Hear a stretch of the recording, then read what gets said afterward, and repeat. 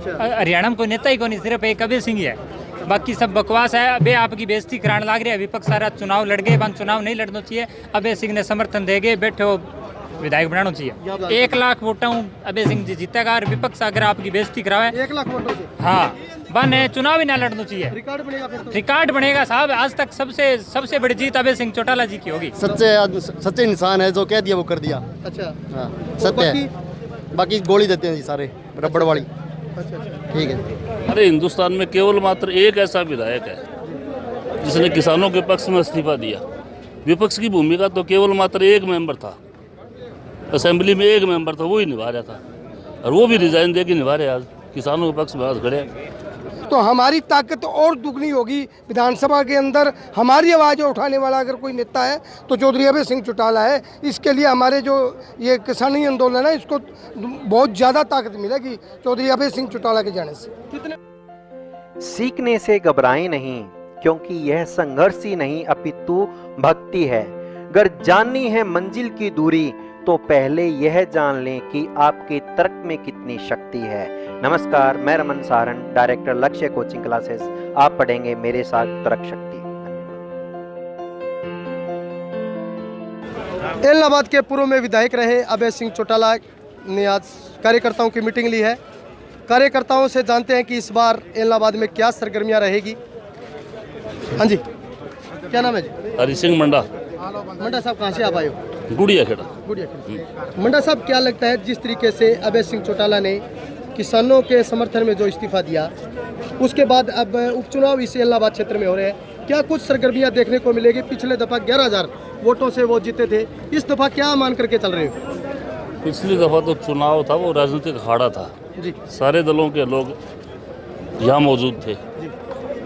आज भारतवर्ष में काले कानूनों के खिलाफ जिस तरह से किसान 10 महीने से दिल्ली बॉर्डर पर बैठे हुए हैं, और सारे हिंदुस्तान में केवल मात्र एक ऐसा विधायक है जिसने किसानों के पक्ष में इस्तीफा दिया, और जहाँ तक मेरी समझ है 5,000 के लगभग विधानसभा के मेंबर होंगे ऑल ओवर इंडिया में।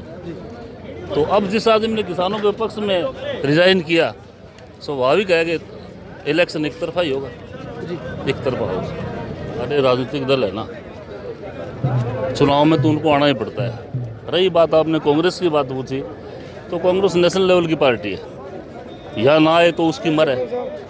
लेकिन 10 महीने से कांग्रेस कहाँ थी? धरातल से तो गायब है ना। कभी हुड्डा साहब ने ये पूछा है कि लोकतंत्र में अपने एलनाबाद विधानसभा क्षेत्र खाली है, यहाँ प्रत्याशी क्यों नहीं है? तो कांग्रेस तो अपनी भूमिका निभाने की बजाय बीजेपी की बी टीम है, उनका अनुसरण करती है।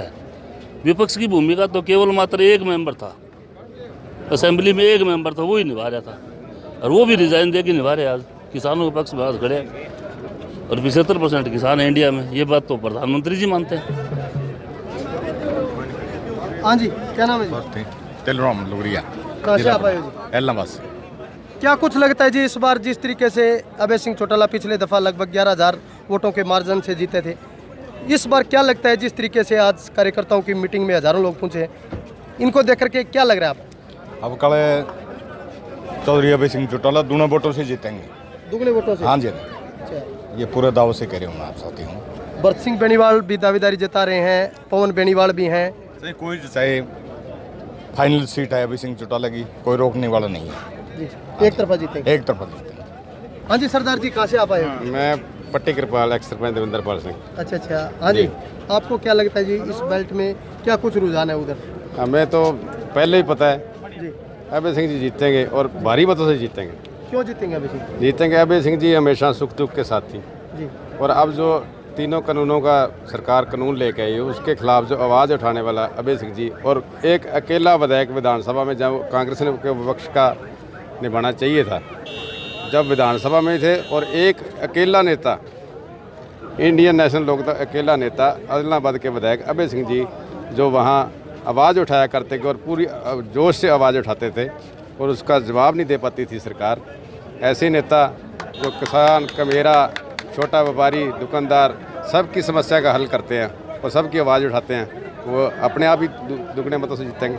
जी, हाँ जी, अच्छा, हाँ जी, क्या नाम है जी? सुरेंद्र सिद्धू। कहाँ से आप आए हो? इलाहाबाद से। इलाहाबाद से। क्या कुछ सरगर्मियाँ इस बार इलाहाबाद विधानसभा में आपको देखने को मिलेंगी? क्या एक बार फिर से अभय सिंह चौटाला चौथी बार विधायक बन पाएंगे?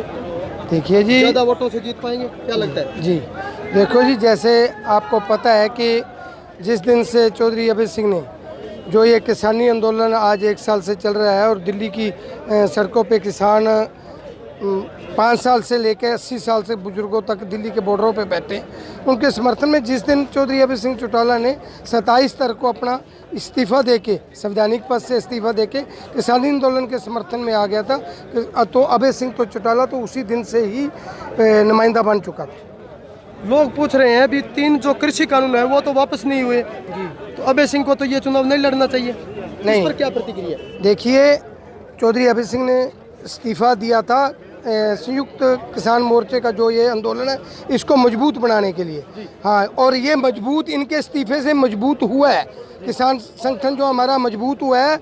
और अगर चौधरी अभय सिंह चौटाला दोबारा किसान हम अपना नुमाइंदा चुन के भेजेंगे तो हमारी ताकत और दुगनी होगी विधानसभा के अंदर। हमारी आवाज़ उठाने वाला अगर कोई नेता है तो चौधरी अभय सिंह चौटाला है। इसके लिए हमारे जो ये किसानी आंदोलन है इसको बहुत ज़्यादा ताकत मिलेगी चौधरी अभय सिंह चौटाला के जाने से। कितने वोटों से जीता आप मान करके चल रहे हो?